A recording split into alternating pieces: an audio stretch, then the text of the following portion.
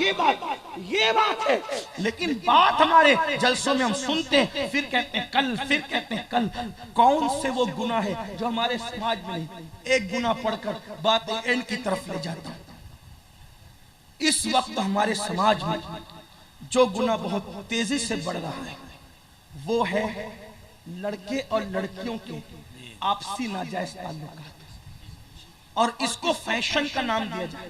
میں سمجھتا ہوں 80% لڑکے اور لڑکیاں کسی مذہب کے ہو، کسی مسلک کے ہو، اگر آپ ان کی زندگی میں دیکھیں گے تو یہی، اور اس کو یہ فیشن کا نام دیتے ہیں. جس 20% لڑکے اور لڑکیاں محفوظ ہیں وہ ان کو تانا دیتے ہیں، اور لڑکوں کو کہتے ہیں تم لوگ مرد نہیں ہو. اسکول اور کالج میں ہم لوگ بھی یہ تانا سن چکے ہیں. حالانکہ وہ دور تو آج سے تقریباً 15 17 20 سال پہلے کا دور تھا. ابھی تو اور بگاڑ پیدا ہو گیا. اس لیے زیادہ علم ہے مجھے، کیونکہ میں خود جو ہے ایک انگلش اسکول اور ایک جونیئر کالج کا چیئرمن ہوں. حالانکہ ہم اپنا تعارف اس اعتبار سے کبھی نہیں کراتے. ہمارا تعارف اتنا ہے کہ بہت اچھا تعارف ہے اپنا. بس صدق و صفا گشت بیچارہ جامی، غلام غلامان آل محمد. اپنا تعارف بس اتنا ہی ہے کہ سگے سگانے بارگاہ رسول ہے، اور کچھ نہیں. لیکن اتنا ہے، سنی دعوت اسلامی نے پورے انڈیا میں اب تک انگلش اسکول 15 سے زائد قائم کر دیے. عشق رسول کے ماحول میں انگریزی تعلیم دی جا رہی ہمارے یہاں. لیکن ماحول بہرحال ہمیں پتہ اسکولوں کا، کالجوں کا، تو وہ 20% جو محفوظ ان کو تانا دیا جاتا ہے تم مرد ہی نہیں ہو. لڑکیاں کہتی ہیں تم پرانے دور کے دقیانوسی خیال کے، یہ اور وہ اور وہ ہے. یہ گناہ بڑھتا جاتا ہے، اور اس کو فیشن ہے. ہر فلم کا سرنامہ ہے عشق، ہر ناول کا عنوان ہے عشق. انہیں پتہ ہی نہیں عشق کہتے کسے. اگر کوئی واقعی عشق کرے نا، میں اس کے ساتھ کھڑا ہوں. تم جو عشق کر رہے ہو یہ نفسانیت ہے، یہ درندگی ہے، یہ پاپ ہے، یہ کسی کی آبرو پر حملہ کرنے کا بدترین بہانہ ہے. اگر کوئی پیشاب کو شربت کہہ کر پیے، وہ شربت نہیں ہو سکتا. نام بدلنے سے اشیاء کی حقیقت نہیں بدلتی. عشق کیا ہے؟ چلو آؤ عشق ہی کرنا ہے، ہم آپ کے ساتھ کھڑے.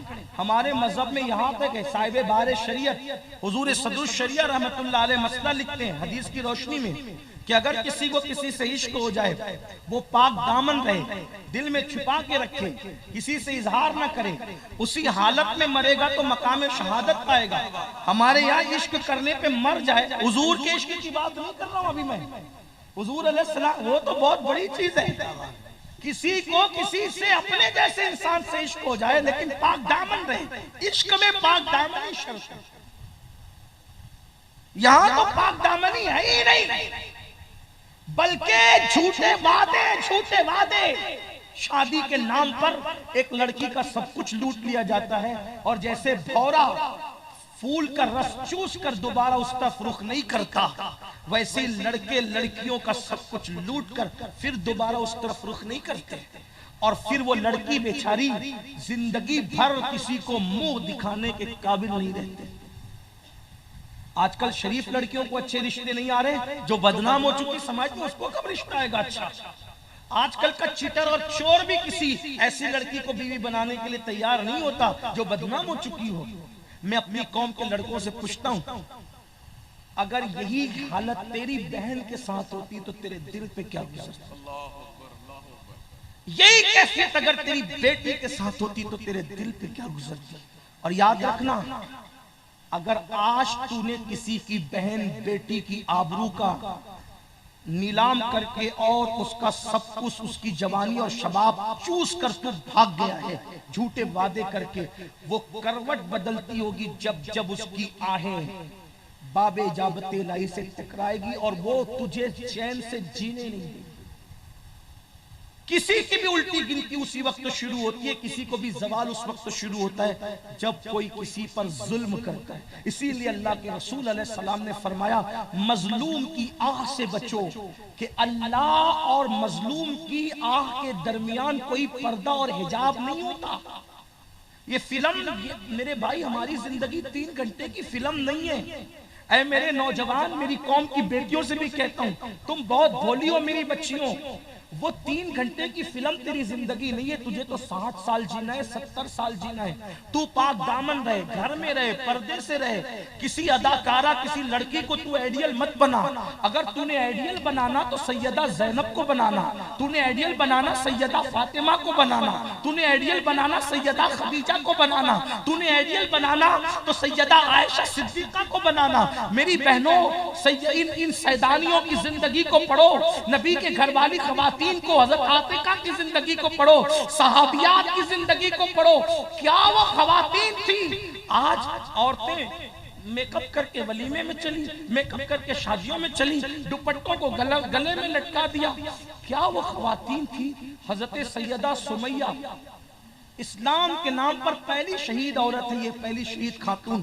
سمیہ بڑی عمر کی خاتون تھی، اسلام قبول کر لیا اور گھر گھر جا کر کے عورتوں کو سمجھاتی تھی اور رسول اللہ کے قریب لا کر کے بٹھاتی تھی، کہتی تھی حضور ان کو مسلمان کریں. عورتیں مسلمان ہوتی تھی. ابو جہل جیسے گنڈے کو پتا چل گیا کہ سمیہ اسلام کا پرچار کر رہی ہے، ان کے گھر گیا، بال پکڑے اور پکڑ کے کہا تجھے مجھ سے ڈر نہیں لگتا کہ تو محمد عربی کی کنیزوں میں اضافہ کرتی ہے؟ میں مجھ سے ڈر نہیں لگتا. حضرت سمیہ نے کہا جو اللہ سے ڈرتا ہے وہ کسی سے نہیں ڈرتا. ابو جہل مجھے کسی سے ڈر نہیں لگتا. اور اس کے بعد اس نے بال پکڑے اور ایک درخت سے باندھ دیے اور حضرت سمیہ کو کہا، اتنا مارا، کہا کہ محمد عربی کو چھوڑ دے ورنہ میں تجھے مار ڈالوں گا. سمیہ نے کہا اللہ نے ایک جان دی ہے، اگر 1000 جانے دیتا تو بھی میں محمد عربی کی نالین پہ قربان کر دیتی. اسی لیے ہمارے دادا مرشد حضور مفتی اعظم کہتے ہیں یہ ایک جان کیا ہے، اگر ہو کروڑوں تیرے نام پر سب کو وارا کروں میں، اور تیرے سر پہ سر تیرے نام پہ جان کو قربان کر کے تیرے سر سے صدقے اتارا کروں میں. مجھے ہاتھ آئے اگر تاج شاہی تیری کفش پا پر نثارا کروں میں. اللہ اکبر. حضرت سمیہ نے کہا ہزاروں جانے، کروڑوں جانے قربانے. پتہ ہے کیا ہوا؟ اتنا غصے میں آیا کہ اونٹ کے ایک پیر سے آپ کا پیر باندھا. بہنوں کی خاص توجہ، یہ گلشن اسلام یوں ہی آبیار نہیں ہوا ہے.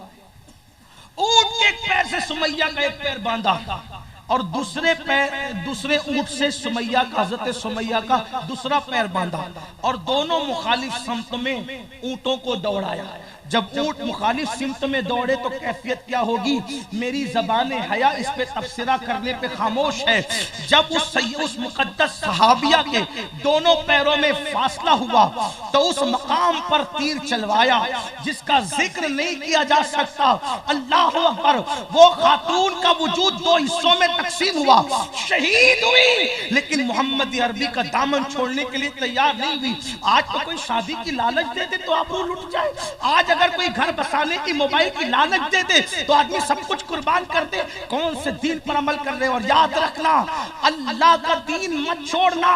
دنیا میں فاقے کر لو، غربت میں جی لو، اس لیے کہ روٹی کپڑے مکان کی حیثیت نہیں ہے. ایمان قیمتی چیز ہے. ایمان میری بہنوں اسے ہندوستان میں دیکھ لو جو رسول اللہ کا دین چھوڑ کر گیا آج کتے سے بھی زیادہ بدترین اس کی زندگی ہو گئی ہے.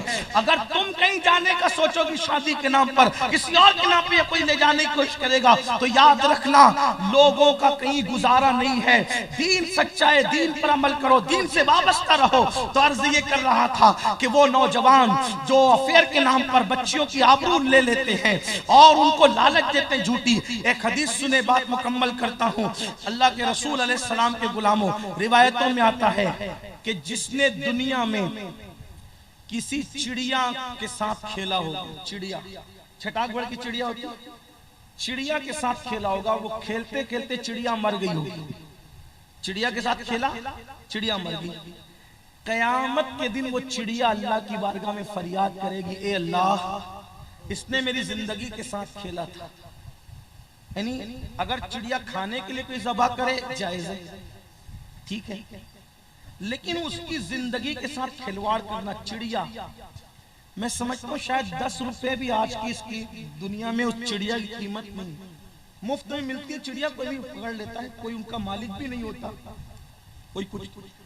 چھٹاک پر کی چڑیا کے ساتھ کوئی کھیل کر اس کو مار ڈالے، قیامت میں وہ چڑیا اللہ کی بارگاہ میں کہے گی مولا اس نے میری زندگی سے کھلواڑ کیا تھا. اللہ کے رسول فرماتے ہیں اس چڑیا کی آواز اتنی تیز نکلے گی اس دن کہ ایسا لگے گا جیسے بجلی کڑک گئی، بجلی اس کی آواز میں اتنی کڑک پیدا ہو، بجلی کڑک گئی۔ اللہ فرمائے گا آج انصاف اور عدل کا دن ہے، کس نے تیرے ساتھ تیری زندگی سے کھلواڑ کیا تھا؟ فرمایا جائے گا وہ فلاں۔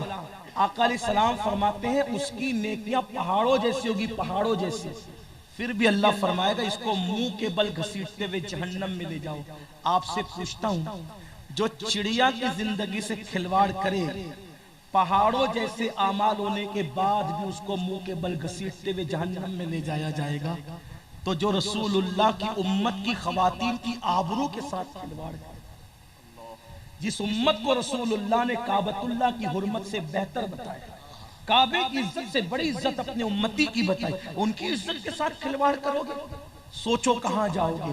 اس لیے یاد رکھنا اللہ پاک فرماتا ہے ان بطش ربک لشدید، تیرے رب کی پکڑ بڑی سخت ہے۔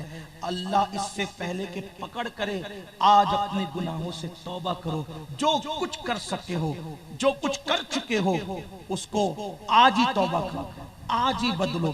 انشاءاللہ محفل جب ختم ہوگی ہم سب مل کر اجتماعی طور پہ دعا کریں گے، میں بھی اور آپ سب ہم لوگ رکیں گے، دعا کریں گے، گڑ گڑائیں گے اللہ کی بارگاہ میں۔ اور میرا اللہ فرماتا ہے اگر ہزاروں سال کا پاپی بھی میری بارگاہ میں توبہ کر لے تو میں اس کے گناہوں کو معاف کر دیتا ہوں، بلکہ میرے آقا فرماتے ہیں گناہ سے توبہ کرنے والا ایسا ہے جیسے اس نے گناہ کیا ہی نہیں۔ اس لیے آج اللہ کی بارگاہ میں سچے دل سے توبہ کرو۔ اور توبہ کیا ہے؟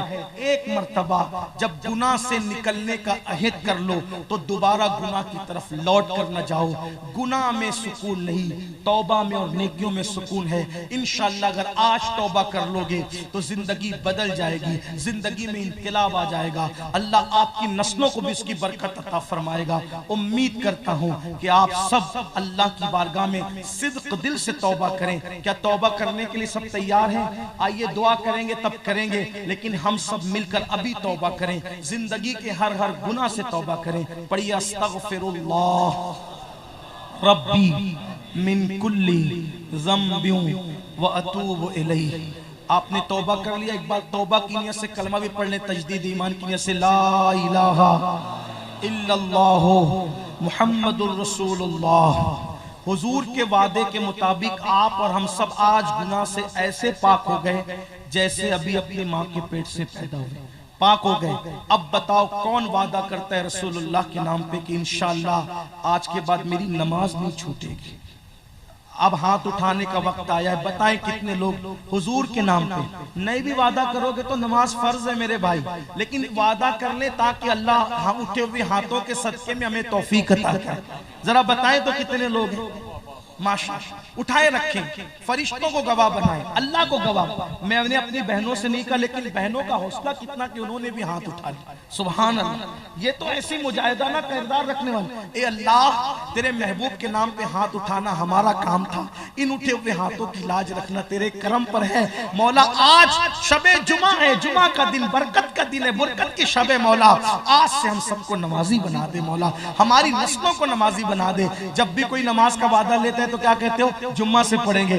آج یہ بھی بہانہ نہیں ہے، اب آنے والا دن جمعہ ہے، آج اسے شروع کرنا ہے، اور بلکہ آج سے نہیں بلکہ ابھی سے شروع کرنا ہے۔ جنہوں نے عشاء نہیں پڑھی ہے وہ گھر جانے کے بعد پہلا کام کیا کریں گے؟ پڑھیں گے انشاءاللہ۔ اگر ایسا ہوا تو ہمارا آنا اور سب کا آنا کامیاب ہے۔ وما علینا الا البلاغ۔ السلام علیکم۔